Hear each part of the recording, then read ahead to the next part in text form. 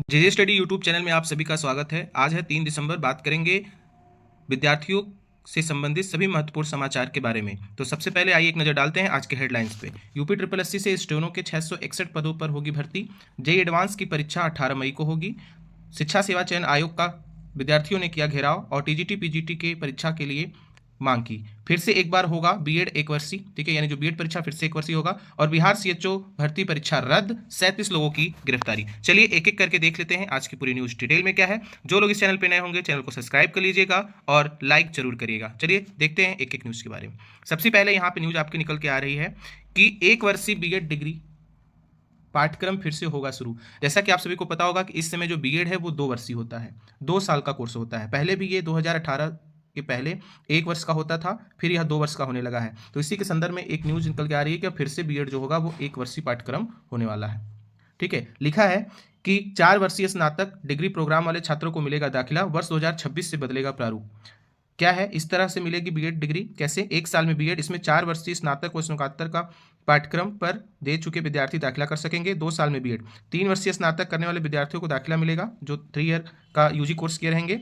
स्नातक के बाद शिक्षक बनने के जो अभ्यर्थियों को फायदा मिलेगा। और एमए डिग्री, 4 वर्षीय इंटीग्रेटेड बीएड एवं 2 साल बीएड की पढ़ाई वालों विद्यार्थियों को दाखिला इसमें मिलेगा। ठीक है, पुराना 2 वर्षीय बीएड अभी 750 कॉलेजों में चल रहा है, इस पाठ्यक्रम का विस्तार किया जाएगा। ठीक है, ध्यान रखिएगा। लिखा है कि शैक्षणिक सत्र 2026-27 से शिक्षा स्नातक यानी बीएड का प्रारूप और पाठ्यक्रम बदलने जा रहा है। एनईपी 2020 के तहत प्रस्तावित बदलाव में 10 साल बाद अब बीएड का पाठ्यक्रम फिर 1 वर्षीय हो जाएगा। बीएड कॉलेजों के लिए वर्ष 2025 से नए बदलाव की सूचना जारी हो जाएगी। ये प्रोफेसर पंकज अरोड़ा जी हैं, इन्होंने बताया है। और फर्जी कॉलेजों पर नकल कसी जाएगी। ठीक है, तो फिर से ये ध्यान रखिएगा कि बीएड फिर से 1 वर्षीय होने वाला है।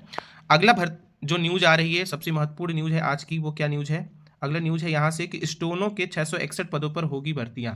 ठीक है, तो इसमें आपको पता होगा, जैसे मैंने प्रीवियस वीडियो में बताया था कि यूपी ट्रिपल एससी भी इसमें अपने टॉप गियर में है और इसमें सारी विज्ञप्ति को वो निकाल रहा है। अब एग्जाम डेट भी कुछ को घोषित कर रहा है। तो अभी ये स्टोनो की वैकेंसी आ चुकी है, इसके बाद ही आपकी 2 और भर्तियां देखने को मिल सकती है, जिसमें आपका सबसे पहले यूपी ट्रिपल एससी से जेई की वैकेंसी मैकेनिकल और इलेक्ट्रिकल की आने की सबसे चांस है। फिर उसके बाद लोअर की वैकेंसी, लगभग 1400 पोस्ट के लिए लोअर की भी वैकेंसी आने वाली है।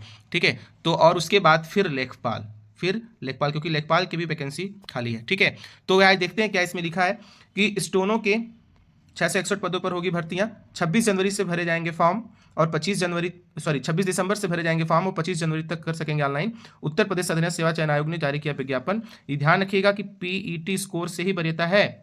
जो आपने पीईटी 2023 दे रखा है, 24 का सेशन तो नहीं हो पाएगा लग रहा है, तो पीईटी 2023 पे ही ये वैकेंसी फिर से आ गई है। आशुलिपि किसको भी बोलते हैं। ठीक है, ध्यान रखिएगा। आइए नीचे और देखते हैं क्या क्या लिखा हुआ है। नीचे लिखा हुआ है कि 661 पदों पर भर्ती के लिए उत्तर प्रदेश अधीनस्थ सेवा चयन आयोग 661 पदों के लिए सोमवार को विज्ञापन जारी कर दिया है। 26 दिसंबर से ऑनलाइन आवेदन की प्रक्रिया शुरू हो जाएगी। 25 जनवरी 2025 तक आवेदन फॉर्म भरे जा सकेंगे। शुल्क समायोजन आवेदन में संशोधन की अंतिम तारीख 1 फरवरी निर्धारित की गई। सभी श्रेणियों के लिए 25 रुपये ऑनलाइन आवेदन शुल्क रखा गया है। सभी श्रेणियों के लिए 25 रुपये आवेदन शुल्क रखा गया है। और इन्होंने बताया कि पीईटी स्कोर में वरीयता, यूपी ट्रिपल के सचिव अवनीश सक्सेना ने बताया कि आशुलिपिक मुख्य परीक्षा के लिए अभ्यर्थियों को छटनी 2023 पीईटी के स्कोर कार्ड पर की जाएगी। शून्य और ऋणात्मक अंक पाने वाले अभ्यर्थी को छटनी नहीं की जाएगी। ध्यान रखिए, अगर आप माइनस में भी नंबर पाएं तो भी आप इसके लिए आवेदन कर सकते हैं और 0 नंबर भी पाएं तो भी पेट में। तो ये बहुत अच्छी वैकेंसी है और क्या कहते हैं, आप थोड़ा सा भी इसमें मेहनत कर देंगे तो आपका हो जाना चाहिए। इसमें आपको स्टोनो आना चाहिए। ठीक है, यहाँ पे अभी अब नीचे दिखा देते हैं आपको कि क्या क्या इसमें अहर्ता होती है। तो देखिए, ऐसे अभ्यर्थी जिनकी आयु 1 जुलाई 2024 को 18 वर्ष और अधिकतम 40 वर्ष तो फॉर्म भर सकेंगे। इंटरमीडिएट होता है और इसमें हिंदी, आंसू लेखन या टंकण में 80 वर्ड पर मिनट।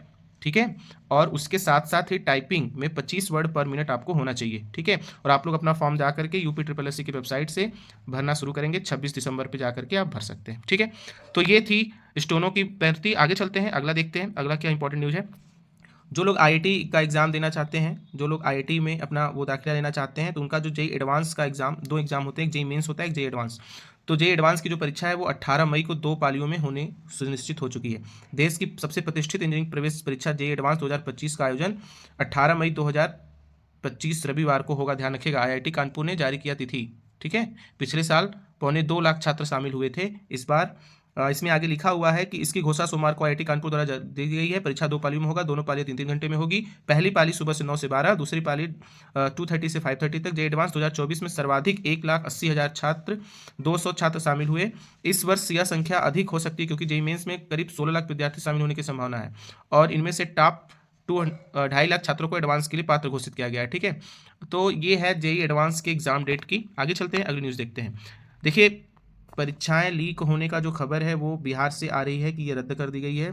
जो CHO की परीक्षा थी स्वास्थ्य विभाग में, नकल होने के बाद रद्द। 37 लोग गिरफ्तार हो चुके हैं। सॉफ्टवेयर से प्रश्न ऑनलाइन हल कर रहा था साल्वर गिरोह। देखिए, मतलब इस समय मतलब परीक्षा अगर कोई भी हो रही है तो रद्द होना, लीक होना की आम बात होती जा रही है। इसके लिए सरकार को एक अच्छा कानून बनाना चाहिए। अब देखिए, यहाँ पे 37 लोग गिरफ्तार हुए हैं। CHO की परीक्षा रद्द कर दी गई है। जो बच्चे मेहनत किए, जो बच्चे अच्छे से पेपर दिए, सारा मेहनत उनका खराब हो गया। यहाँ लिखा है कि 12 परीक्षा केंद्र बनाए गए थे पटना में और EOE कर रही थी जांच। यहाँ से लिखा है कि बिहार राज्य स्वास्थ्य समिति द्वारा सामुदायिक स्वास्थ्य पदाधिकारी CHO की नियुक्ति के लिए आयोजित की गई परीक्षा धांधली और ऑनलाइन नकल के कारण रद्द कर दी गई। यह परीक्षा रविवार को पटना में 12 केंद्रों पर ली गई थी। तो देखिए, अब ऑनलाइन एग्जाम हुआ था। ऑनलाइन में भी ये लोग क्या करते थे, सॉफ्टवेयर से प्रश्न हल करके पेपर को मतलब पूरी तरीके से साल्वर गिरोह इस पर सक्रिय था और पूरा ये भर्ती रद्द कर दी गई है। इस पर क्या ही कहें, सरकार को कुछ नया ठोस कदम उठाना पड़ेगा। चलिए आइए चलते हैं, अगला न्यूज़ देखते हैं। अपने प्रयागराज शिक्षा सेवा चयन आयोग पर बढ़ा परीक्षा तिथि घोषित करने का दबाव। कल विद्यार्थी पूरी तरीके से वहाँ पे घेराव किए हुए थे कि TGT PGT जो वैकेंसी है उसका जो एग्ज़ाम डेट है वो शिक्षा सेवा चयन आयोग जल्द से जल्द घोषित करे। अभ्यर्थियों ने आयोग में सौंपा ज्ञापन, पुरानी और नई भर्ती के लिए अड़े रहे। परीक्षा से 60 से 90 दिन पहले तिथि घोषित की जाए। सही बात है कि मतलब जो एग्ज़ाम होने वाला है उससे कम से कम 2 से 3 महीना पहले बताएं, जिससे जितने भी विद्यार्थी हैं वो अपनी तैयारी को जारी रख सके। यहाँ लिखा है, मांगों को लेकर के ज्ञापन देने पहुंचे TGT PGT अभ्यर्थी। नीचे लिखा है कि 14 लाख से अधिक अभ्यर्थियों का इंतजार। आयोग को TGT PGT 4,163 पदों पर व असिस्टेंट प्रोफेसर के 1,017 पदों पर भर्ती को लेकर परीक्षा करानी है। दोनों भर्तियां 2.5 साल से अधिक समय से लंबित हैं।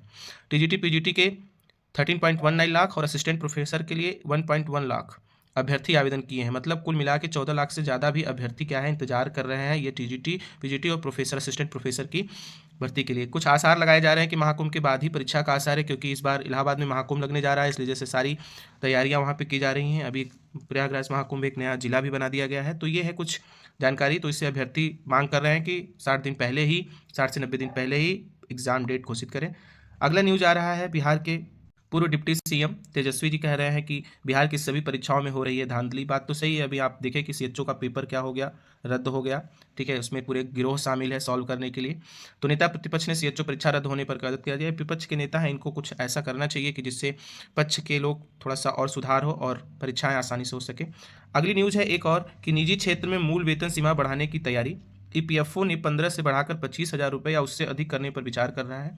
अच्छी बात है। जो निजी क्षेत्र हैं, जितने भी प्राइवेट सेक्टर हैं, उनके क्या होनी चाहिए, जो पेमेंट है, पेमेंट में बढ़ोतरी होनी चाहिए, क्योंकि 10,000 12,000 रुपया वो लोग पेमेंट देते हैं, तो इससे कुछ होने वाला नहीं है।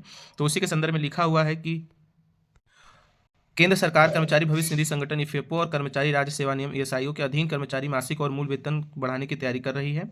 जरूर भी यहाँ पे देखिए कब कितनी वृद्धि हुई दिखाया गया है। 1952 से लेकर 1957 तक 300 रुपया, 57 से 62 500, 62 से 76 1,000, 76 से 85 1,600, फिर 2500, 3500, 5,000, 6500 और 2014 से अब तक मतलब लगभग 10 साल हो गए, अभी सिर्फ 15,000 रुपये है। तो इसी को लेकर के बढ़ाने का विचार चल रहा है। ठीक है, अच्छी चीज़ है, वेतन बढ़ोतरी होना भी चाहिए। तो ये था आज का वीडियो कैसा लगा आप सभी लोग कमेंट करके जरूर बताएं। अगर वीडियो आपके काम का होगा तो वीडियो लाइक करिएगा, शेयर करिएगा। मिलते हैं कल फिर नए वीडियो के साथ, नए न्यूज़ के साथ आप सभी विद्यार्थियों के लिए। वीडियो को आप लोग लाइक नहीं करते हैं, लाइक जरूर कर दिया करिए। नमस्कार।